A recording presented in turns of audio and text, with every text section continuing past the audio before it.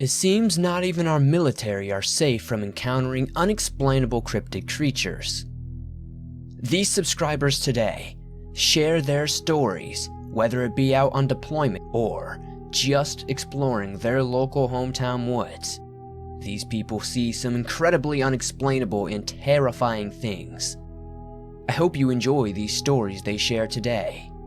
If you have a story that you'd like to share on the channel, be sure to send it to the email that you can find in the description down below. Let's get into these stories.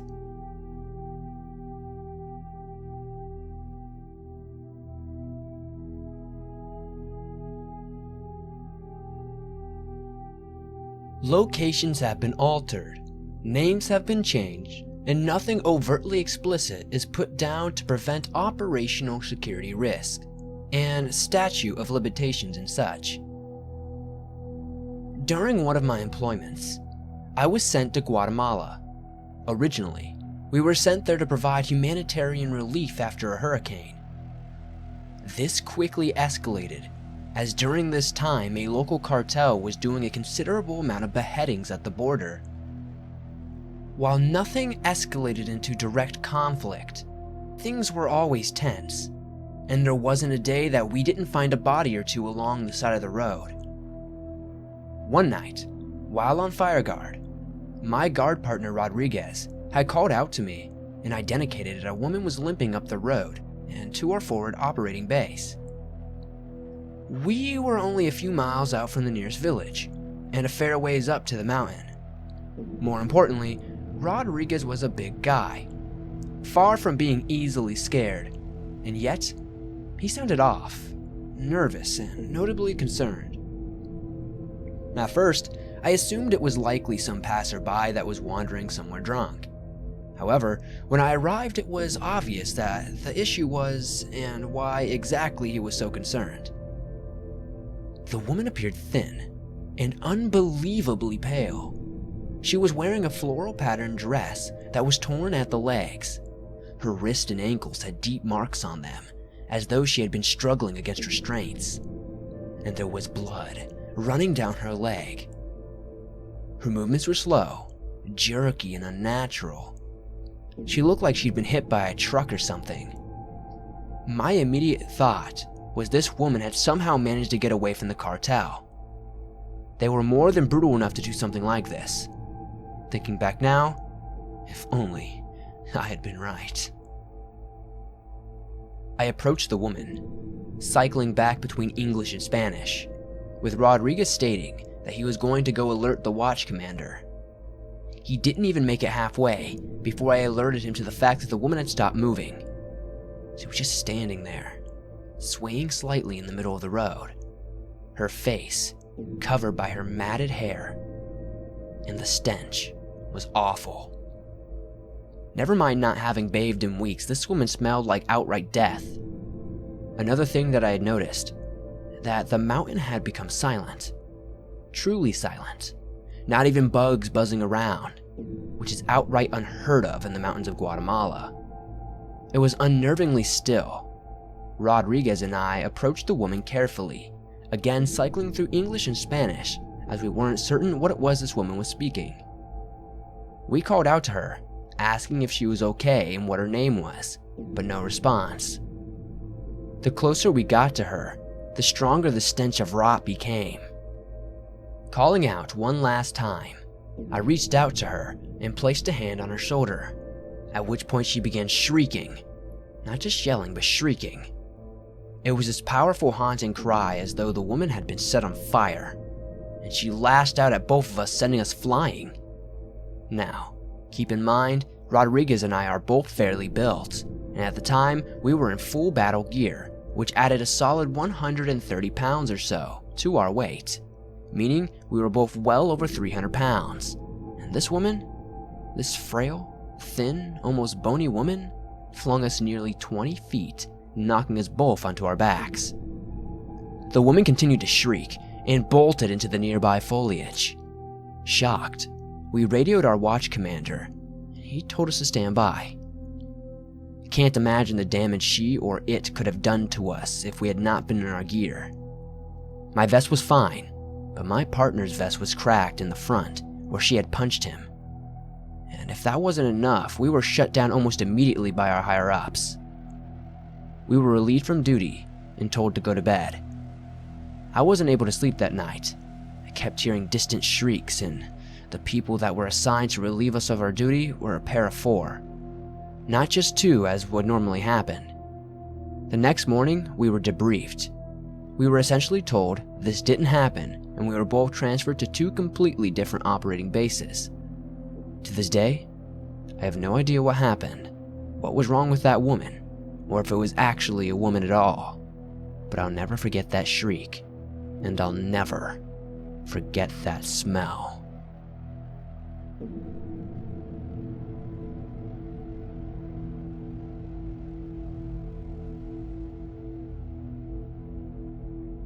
This story takes place almost a year ago exactly. I work at a private school in California. I'm a teaching assistant and work for our after-school care program. My coworker, who I'll call M, and I have always thought our work was haunted.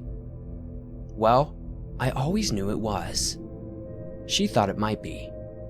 Doors would open and close on their own. We'd hear voices and footsteps. Toys would be left in strange places after we put them away for the day. We'd see things out of the corner of our eyes. You name it, it happened. It also didn't help that we were always the last people on campus. If anything, it just upped the creepy factor. While all these occurrences were definitely unsettling, this story was one of the most disturbing. Like I said earlier, we're pretty sure it's haunted, and decided to go around the building with holy water, incense, and praying, and telling whatever spirits that were there that they needed to leave. Thinking this worked, we went home. The next day, Em and I were working with pre-K. In our pre-K building, there's a loft. Em was sitting at the table right in front of the loft when one of our pre-K kids came up and sat in her lap. She had her head on Em's shoulder and told Em, "There's a little boy up there." Em looked up at the loft and saw that no one was in the loft. She called the little girl silly for trying to trick her and saying, "There's nobody up there." But the little girl was adamant. "He's right there, but you can't see him because he's hiding from you." Needless to say, Em was a bit creeped out, but told the girl, "Well, he can come down here and play when he's ready." She said okay and laid her head back on Miss M's shoulder. A minute or 2 goes by when A's head whips up and exclaimed, "But don't lock him in there. He doesn't want to be locked in there." Now, Em is thoroughly freaked out and tells me what happened with the girl. In doing so, I make a horrifying realization. While going through the building with holy water the night before, I hadn't used the water in the loft. He had already locked it up for the night, and I just hadn't thought about it. Now, here's where we feel into that horror movie cliche. We had bought a Ouija board the previous Halloween but had never used it. It had just sat in its box in the back of the car for almost a year. So like idiots, we decided to use the board. We knew using the board at school was a terrible idea, so we drove down the street to the marina. We start using the board and ask if someone is here. A spirit comes through the board saying his name is Daniel, and that he's a young boy. Daniel tells us that, including himself, there are 3 spirits in our particular building. A female spirit named Maria, and a bad spirit. While Em believed the board, I was rather skeptical. I had been able to feel when spirits are around me ever since I was little. I had only ever felt one spirit in that building, and I knew it was bad news. But I kept that information to myself. So, Daniel tells us that he and Maria are afraid of the other spirit, and that it is very mad at me for trying to make it leave, saying that it wants to hurt me. Daniel also continuously gave us the number 5 along with a string of other numbers. We closed the session so we could figure out what those numbers meant. I had the thought, what if it's a phone number? And turns out I was right. 3 of our coworkers had the same first 4 numbers of their phone numbers. For example, it was like 1, 2, 3, 4. We then returned to the board and asked if something was going to happen to our 3 coworkers. The board said yes. We asked if someone meant the harm, and again it said yes. Not much happened after that. We closed the session and went home. Upon returning to work the next day, I went up to the little girl and asked her about the boy in the loft. I asked if she knew his name or what he looked like. At first she was hesitant, but responded with, "His name is Daniel, and he has dark hair, dark eyes, and gray skin." I asked if she meant pale skin, and she said no, got up and brought me a gray marker and said, "Gray, like the marker." Needless to say, M was freaked out and walked out of the room. Then I asked the girl if there was anyone else that liked to hide up there like Daniel does. She told me no, all the while looking around the room to make sure as Daniel wasn't nearby. I asked her if she was sure and she said yes. She also told me that Daniel scares her, that he's not very nice, and that he yelled at her for telling us about him. I cemented what M believed and I already knew. The pre-K building was definitely haunted. It also meant I was right. Daniel wasn't who he said he was. A few weeks go by. Em and I have all but forgotten about the board giving us our coworker's number. Mostly because we'd been so busy with work and life. That is until the 3 of them went on a trip with 2 of their friends.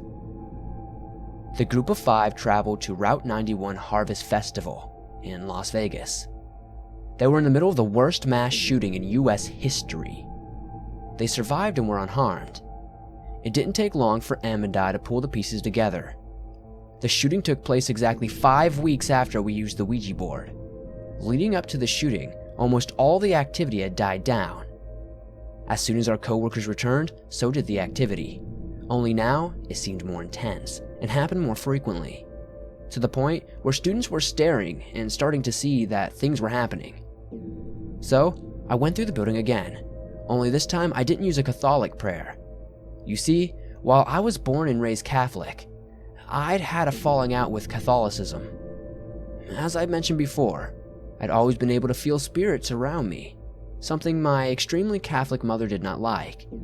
Feeling ostracized for being different and a variety of other reasons, I found my way to Wicca, and have been Wiccan ever since. So, this time I ran around the building, burning sage and performing a cleansing ritual. I also made sure to close and seal the board and any door we may have unintentionally left open.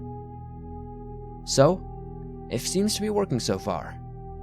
I'm usually rather hesitant to tell the story just because I know it sounds crazy.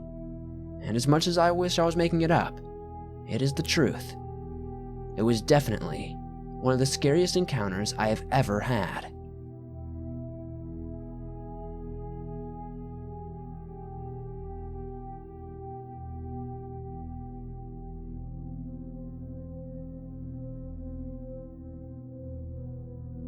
In the early 2000s, I had lived in South Minneapolis, Minnesota. It was a little bit of a rough neighborhood, and still is, but in comparison, it's not the worst part of the city. During that time, I was living in a very old house my family called the South House, due to being in the southern part of the city. It's probably 100 years old or so. I don't remember exactly when it was made. Despite its age, it's quite a decent looking little home that sits on the corner of an intersection. But I had a strange feeling about this house before I even moved in. While it was still for sale, I used to keep driving over to it and parking on the street directly across from the house. I would just sit there and stare at it with a weird feeling, thinking that this house is not normal. I eventually set aside my strange feeling of the place and bought it. I moved in with my dog named Magnum. He was a brindle-colored pit bull, and he was the most fearless dog I had ever seen. He scared the shit out of people and other dogs. He definitely kept me safe in this old house, which is all I could afford at the time. But perhaps I should have picked a different place to live because strange things began to happen. I remember one day, I looked out my front window to see an old man standing on the other side of the street, looking as if he was going to cross it. He had long black and gray hair, and he was wearing some kind of old style clothing, definitely not modern. After a few seconds, when I had blinked, the old man was gone. That wasn't the last of him, though. Time and time again, I heard cars swarming around, horns honking, and even accidents outside. During those incidents, I had asked people what had happened, and they swore they saw an old man walk into the middle of the street without even looking. Every single time this happened, the old man was never found. I can imagine that the police are getting tired of this story. Who would believe that some guy kept disappearing? I remember other times, I started hearing a commotion from upstairs. It sounded like people were running around up there, but every time I checked, there was never anyone up there. But it got stranger than that. Normally, I would keep all the upstairs rooms closed except for the one and only bathroom in the place, which I would also leave the light on for whenever I had to make my way to the bathroom during the night. But one morning, I went to use the bathroom and the light was off. Also, the master bedroom down the hallway was wide open. I wasn't sure how that happened, but it wasn't the only time that it did. Every night after that, I would turn on the bathroom light, which had a stiff switch, one that you really had to snap to turn off. I also made sure that the master bedroom door was closed by rattling it. Then I would go to bed. Every morning it was the same. The bathroom light would be off, and the master door would be wide open. It was so strange. After that, I figured there might be a spirit in the home. Maybe a few, or maybe someone was sneaking into my house at night. So, I was on high alert after that. At this point, people would have called the police or gotten the hell out of there. But I didn't. I stuck around since I didn't know for sure if there was a ghost or not. But things only got worse. One day, I came home from my security job to find my dog Magnum looking very shaken and scared for some reason. I really wasn't sure why, because he was always fearless. Honestly, I really wasn't scared of the noises that I heard upstairs before or anything like that. So Magnum knew something that I did not, and it was really scaring him. Well, oh man, did I find out what it was, and it scared the living daylights out of me. What happened was that I heard loud footsteps upstairs. It wasn't the same running footsteps I heard before. These were very loud, heavy footsteps, and I thought someone broke into my house by climbing up the second-story window. I then heard the footsteps slowly but loudly start making their way downstairs, coming from what sounded like a big guy wearing heavy boots. I quickly grabbed my revolver and stood behind a makeshift curtain that I had hung in the doorway to separate the living room from the hall, which had the stairs on the other side. A few feet from the doorway, I waited as the footsteps made their way down the stairs, and I was going to present myself with a gun as soon as this person stepped onto the creaky step at the bottom of the stairs. Once I heard the creak, I whipped back the curtain, expecting some big guy to be there with a gun in his face. And at that moment, my heart sank, because there was no one there. I let go of the curtain, letting it close. Do you know that feeling of sudden fear when your heart sinks into your stomach? It's like an oh crap feeling when your body is shaking, your heart is pounding, your hair is standing up, and you can almost feel the fear running through your veins. It's the feeling you get when you know something is wrong, horribly wrong. Even after that day, I didn't move out.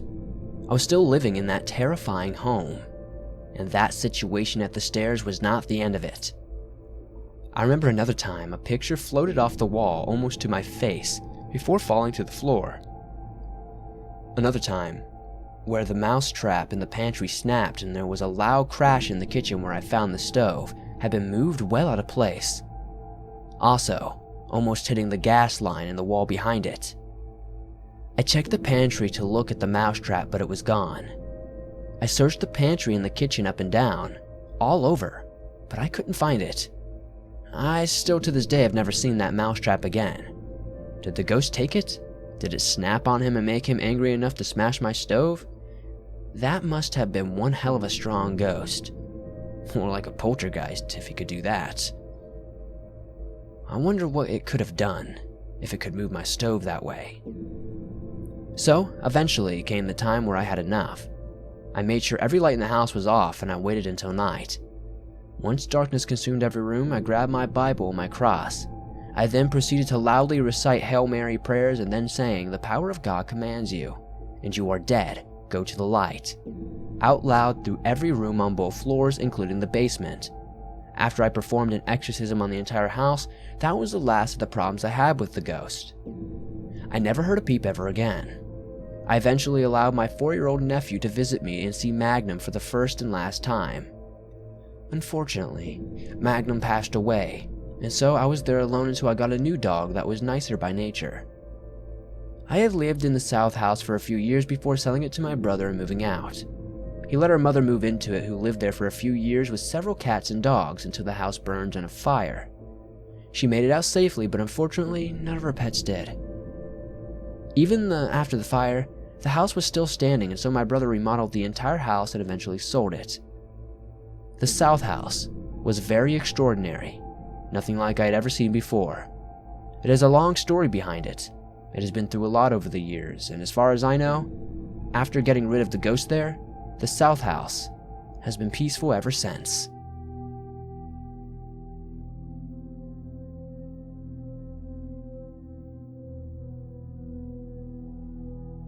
I've had many paranormal experiences, but this one was the first, and it will be something that I will never forget. Before I tell the story, many of you will have different reactions, and that is your right, but what I'm about to tell you really happened to me. I remember that it was during the summer, and I was about 9 years old. My mom wanted me to go to summer school, which I hated. I didn't want to waste my summer in school, but what could I do? The elementary school I had to go to was not far from where I lived, which was not much to complain about. While going to this school, I heard rumors that the school was haunted, especially one of the girls' restrooms that was in the very creepy hallway and far from the classrooms. Sadly, during summer, that restroom was the only one opened. Usually, I would go there during recess and lunch when there were many girls. However, whenever classes were in session, and it seemed that no girl wanted to step in that bathroom. Whenever I walked in the hallway, I would notice that 2 groups of 3 girls would enter the restroom together, and one would just go to the restroom while the other stood as they were keeping watch. There were times when I walked into the restroom, while the other stood there, and I just couldn't figure it out. There were random girls that I never knew of, sometimes just in the hall around that bathroom. They would ask me if I could go into that bathroom with them, and when I asked why, they told me they were too scared to go in there alone. I once asked the girls about what was so scary about that particular restroom. One of the girls told me that there was a girl that died in that restroom and now she haunts it. Girls who entered the restroom alone would see her. I don't know how this girl died or what, but I didn't bother to ask, because I never really thought too much of it. Also, I thought all the girls were crazy and made up the stories, but I soon learned that this was not the case. It was a Thursday morning, and my teacher told me to take the attendance sheets to the office, which I did. As I was walking back to class, I felt nature was calling, and I had to go to the restroom. I walked everywhere to see if there were restrooms that were open, and to my luck, the haunted restroom was the only one that was open for the girls. I remembered all the stories about it, and I looked around if there was another student that was nearby, and there wasn't. I stood in the front, and then I called out to anyone. "Hello?" Only my echoes were heard. As I stepped closer and closer to the restroom, I felt a chill in my spine. My heart was beating loudly and rapidly. I felt scared, terrified. I didn't want to go in, but I really had to go, and I didn't want to wet myself. I gathered my courage and went inside, alone. The bathroom was old. There was writing on the walls and mirrors. Trash was everywhere, and some of the door locks of cubicles, or would have been broken, were not even there. You could just see through their holes through the door. I immediately went in and closed the door. The chill of fear never left me. As I was doing my business, I heard footsteps and I called out to see if it was another girl. "Hello? Is anyone there?" I got no response. My nervousness intensified and I looked down to the door to take a peek. I saw legs of what belonged to a girl, I think. I saw that she wore white socks, worn out black shoes, and her skin was pale, and I mean deathly pale. Something that looked out of the ordinary. I felt my nervousness turn into fear and I dared not to look further. When I finished using the toilet, I could not get out of the cubicle. My gut feeling told me not to get out. I felt that she was still there, waiting for me. I called out to her again, hoping for a response. "Hello? Are you there?" Still no response. Slowly, I looked down to see if she was in the same spot that she stood, and she wasn't.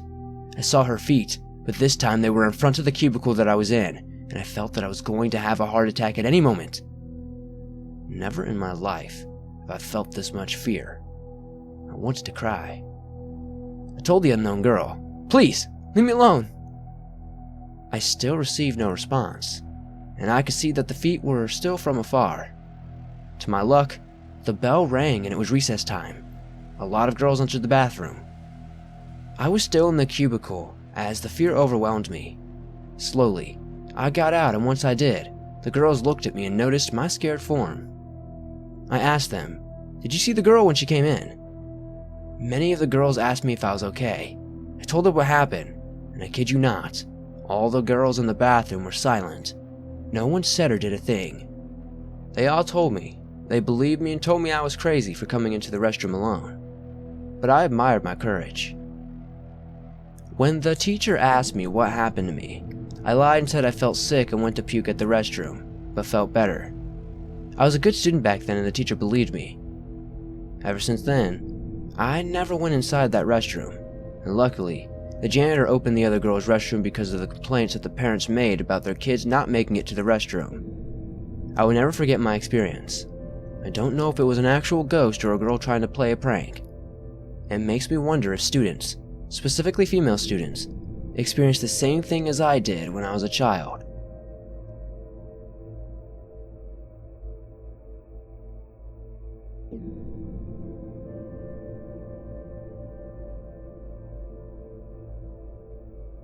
This happened to me back in 2011 when I was 19.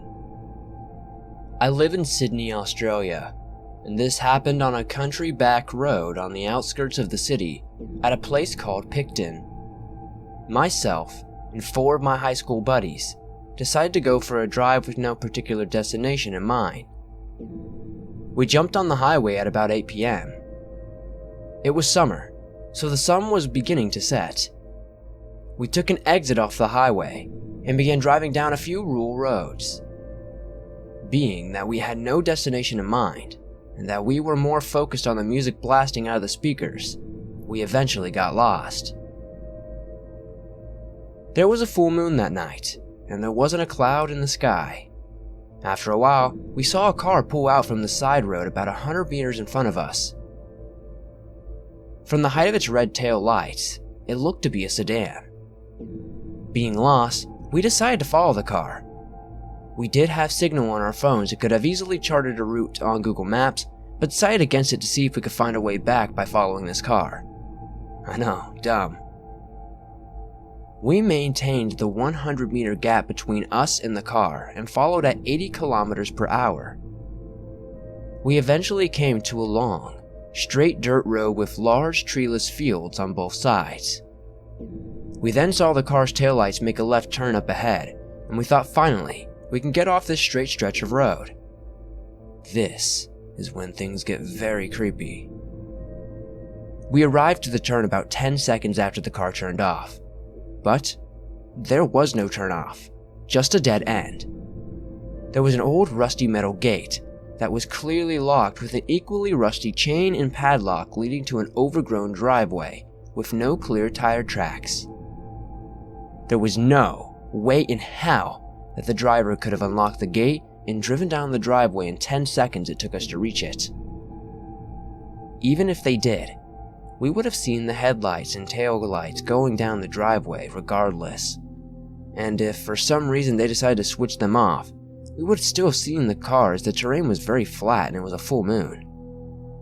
We all confirmed that we saw something. To this day, I still can't explain what happened. Did the car somehow evade our vision, or was this a lost soul returning to their earthly home after a tragic event? I'll never know. Even today, a few years later, all of my friends and myself remember this.